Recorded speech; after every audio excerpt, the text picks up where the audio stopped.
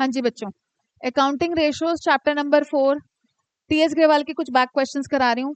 54 I think हो गया था हमारा लास्ट क्लास में। 55 नहीं हुआ, हो गया। 56 में डाउट है, ठीक है। Question number 56 TS Grewal, page number 4.119 2025 addition.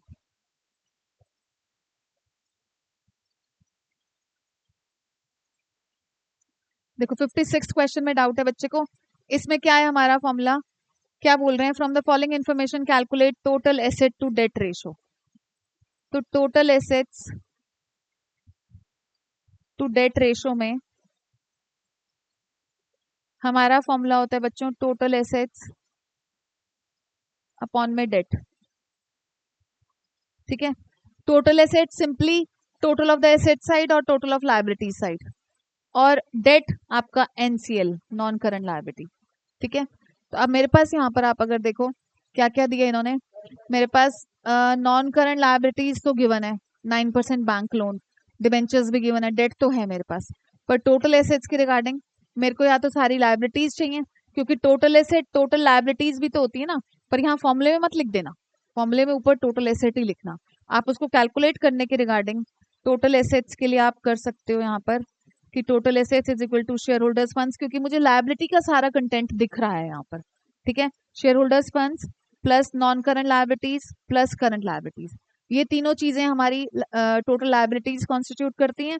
तो शेयर होल्डर्स फंड्स हो गए बच्चों मेरे कितने, 15 लाख रुपीज के। एनसीएल के नाम पर आप debentures and long term bank loan लोगे।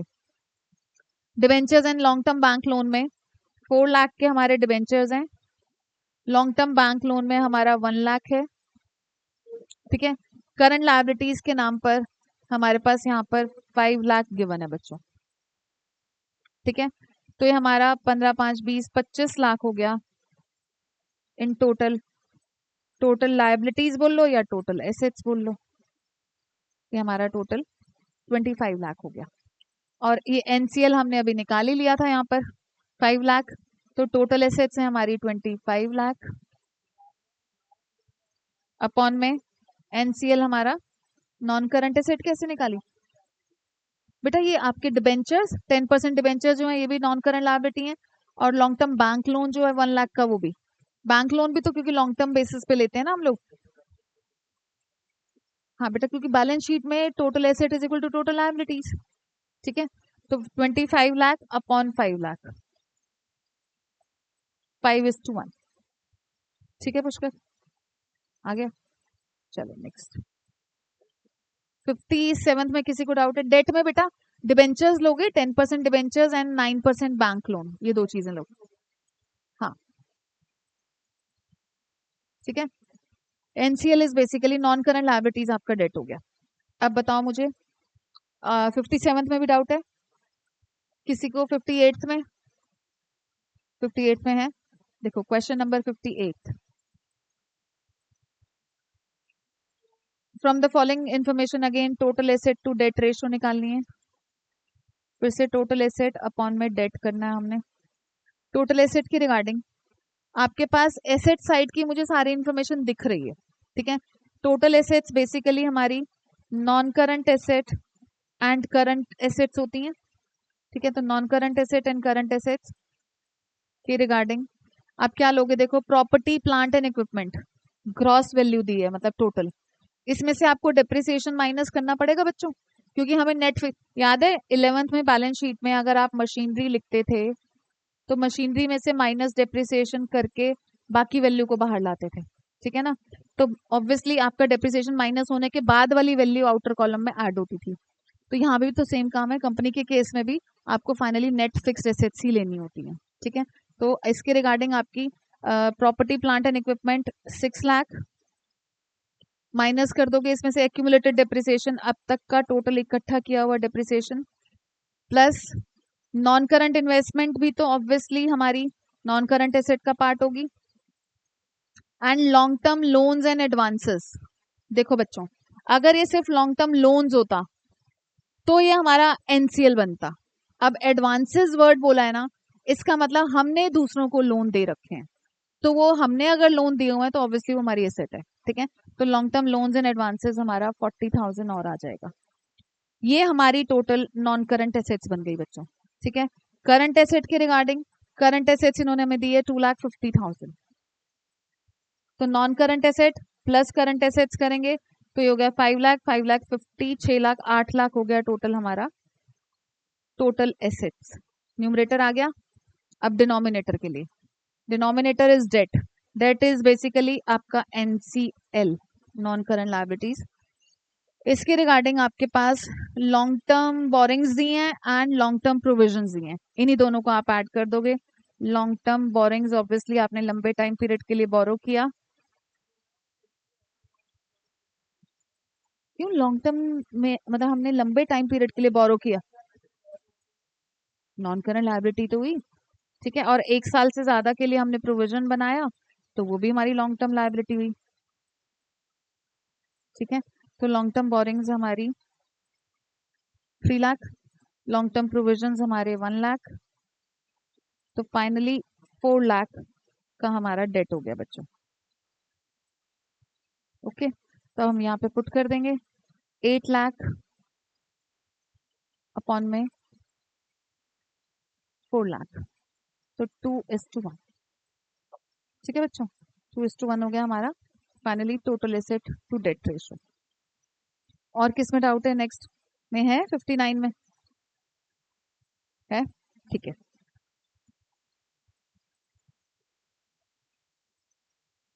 59th क्वेश्चन में हम लोग, इन्होंने बोला प्रोप्राइटरी रेशो। प्रोप्राइटरी रेशो का हमारा फॉर्मूला होता है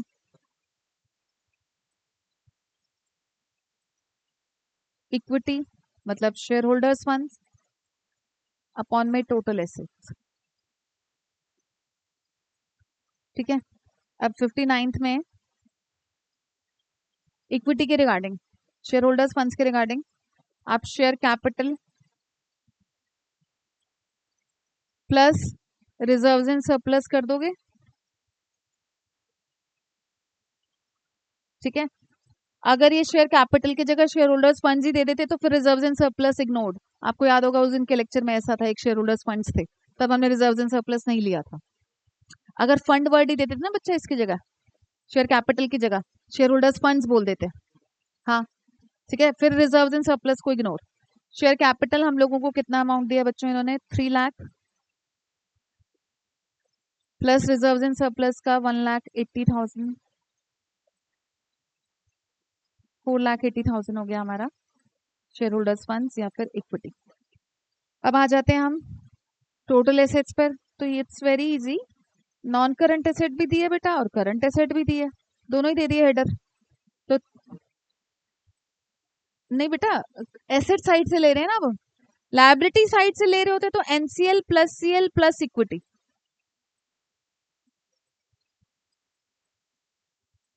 तो वो भी टोटल एसेट होता है, यस।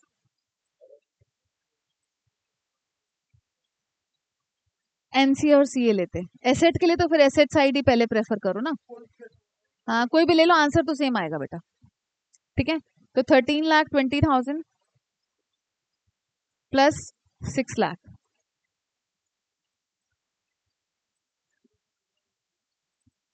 19,20,000 फाइनली हमारी डेट क्यों चाहिए? टोटल एसेट तो टोटल लायबिलिटी होती है। आप ना एक्चुअली कंफ्यूज हो रहे हो टोटल डेट और टोटल लायबिलिटी में। Total debt is only NCL plus CL and total liability plus equity, yes.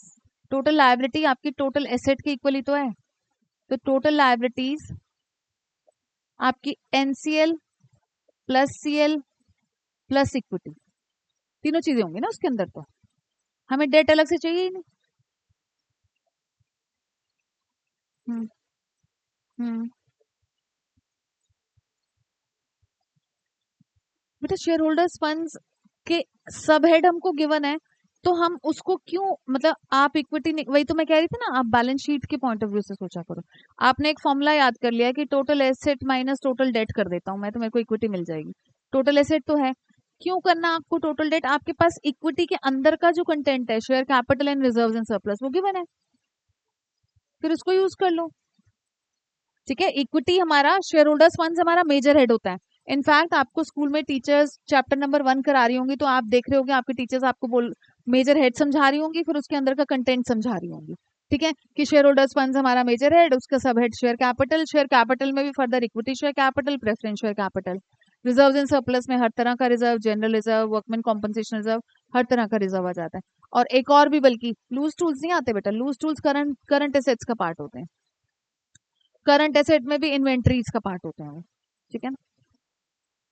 और बल्कि इसमें शेयर होल्डर्स फंड में एक और भी सब हेड होता है, money received against share warrants. ये आपको मिलेगा ही नहीं, ये आपको कैलकुलेशन पॉइंट ऑफ व्यू से क्वेश्चन में, न्यूमेरिकल में कभी नहीं मिलेगा। ठीक है, तो आप बस ये 4 नंबर का क्वेश्चन आता है बेटा उस चैप्टर से, हेड सब हेड, ओनली हेड सब head. Yes.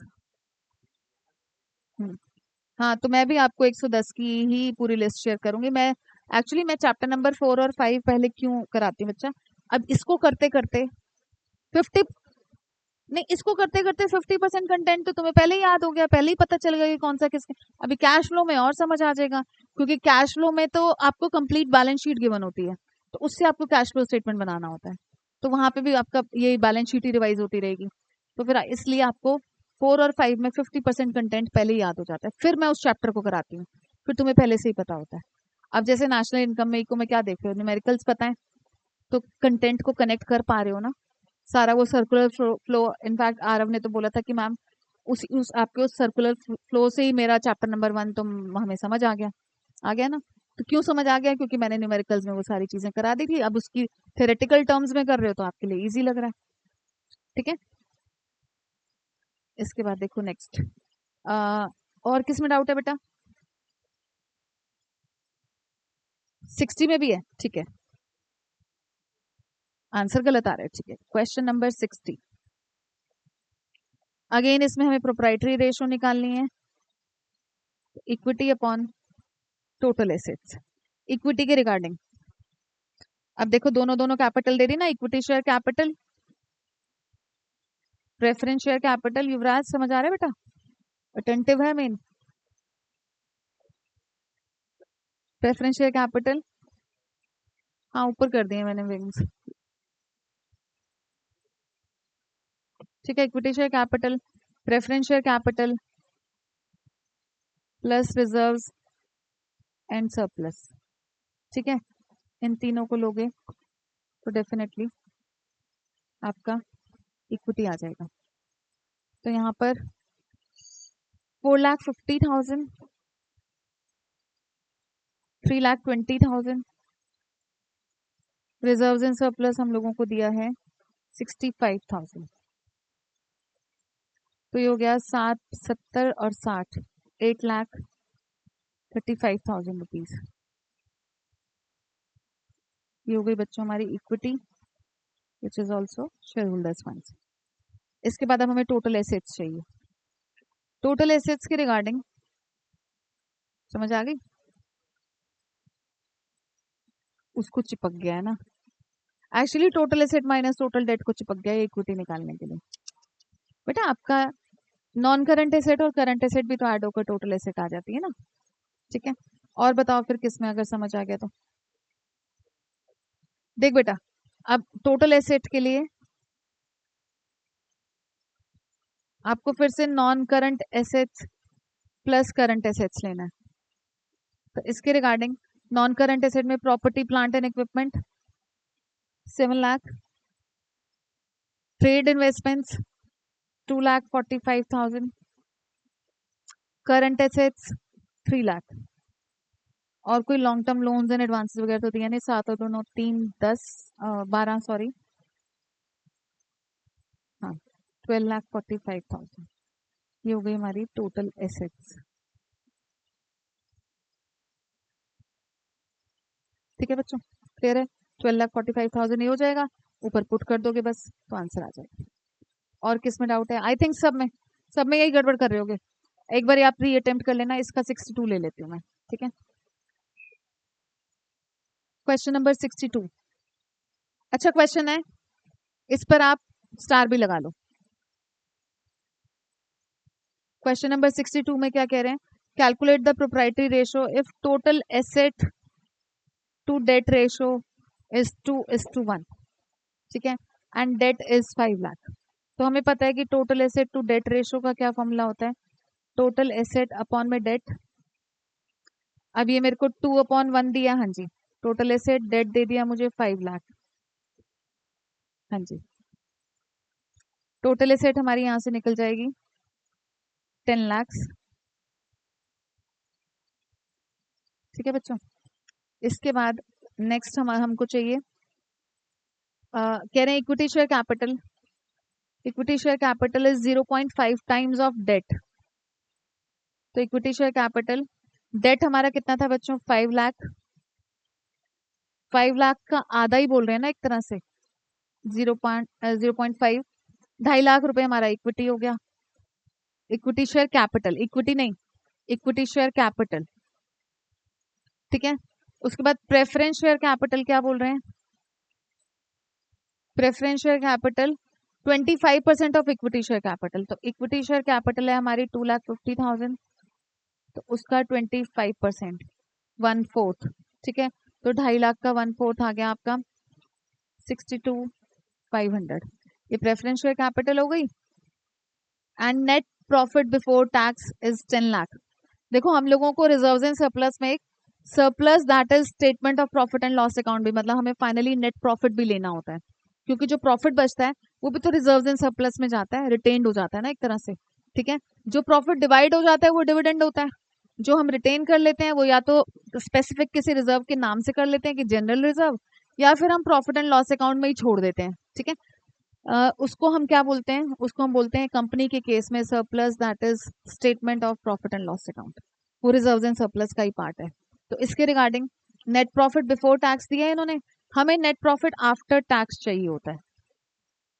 Net profit after tax के लिए आप क्या करोगे? नेट प्रॉफिट बिफोर टैक्स आपको दिए 10 लाख, 10 लाख में से 10 लाख का ही 40% टैक्स माइनस कर दो, 4 लाख, तो आपका 6 लाख का नेट प्रॉफिट आफ्टर टैक्स आ जाएगा। तो आप इक्विटी में ये तीनों अमाउंट लोगे, 2,50,000, 62,500 एंड 6 लाख। तो ये हमारी इक्विटी हो जाएगी 2,50,000, 62,500 प्लस 6 लाख, ठीक है। तो अब यहाँ पर हम लोगों को क्या करना है? 850 9,12,500 हो गया हमारा इक्विटी। तो हमें क्या निकालना था? Proprietary ratio. तो 9,12,500, ठीक है, अपॉन में 10 लाख, तो 0.912, ये हमारा आंसर हो गया। Equity share capital, preference share capital plus net profit after tax, reserves and surplus. Net profit after tax जो है वो रिजर्व्स एंड सरप्लस का पार्ट है, प्रॉफिट है क्योंकि वो हमारा। तो प्रॉफिट पर भी किसका राइट होता है? शेयर होल्डर्स का ही राइट होता है ना। तो ये रिजर्व्स में ये आ गया ना, net profit after tax. Finally tax देने के बाद जो प्रॉफिट बचता है उसके ऊपर शेयर होल्डर्स का ही राइट होता है, ओनर्स का राइट होता है ना हमेशा। टोटल एसेट में से नहीं करा मैंने, ये मेरे को नेट प्रॉफिट बिफोर टैक्स दिया था बेटा 10 लाख, उसमें टैक्स का रेट दिया था 40%।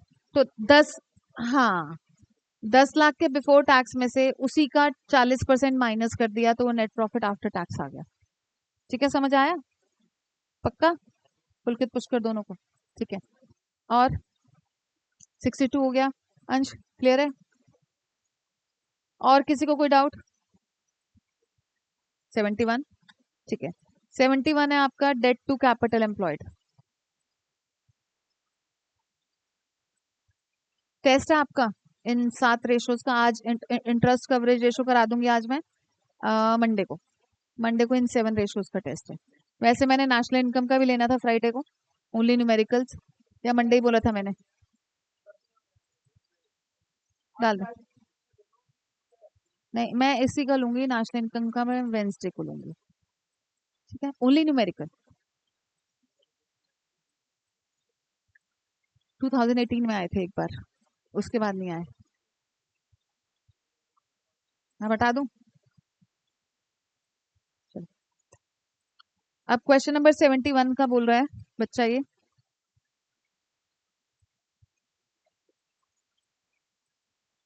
Date to capital employed. हाँ, लास्ट डाउट है, फिर मैं इंटरेस्ट कवरेज रेशो कराऊंगी। इसमें होता है हमारा बच्चों डेट अपॉन में कैपिटल एम्प्लॉयड। इक्विटी गिवन है बेटा, share holders funds direct given है। इक्विटी तो share holders funds directly given है। हाय हाय, उसको चिपका हुआ T A minus T D को बताओ। इक्विटी तो आपका शेयर होल्डर्स फंड्स दे दिया डायरेक्टली। टोटल एसेट निकाल ली ना इसने।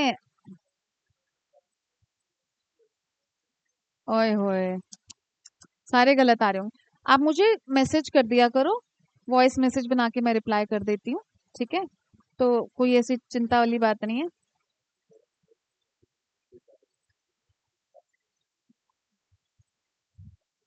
ठीक है बच्चों, चलो डाउट्स खत्म हो गए हमारे अब। और किसी का कोई? डेट प्लस इक्विटी, शुरू से बोलती आ रही हूँ, capital employed is debt plus equity. चार बनाए नहीं थे उस दिन कि total asset minus current liability भी हो जाएगा, non current asset plus current asset minus current liability भी हो जाएगा, और non current asset plus working capital भी हो जाएगा। Yes, NCL plus share holders funds. ठीक है,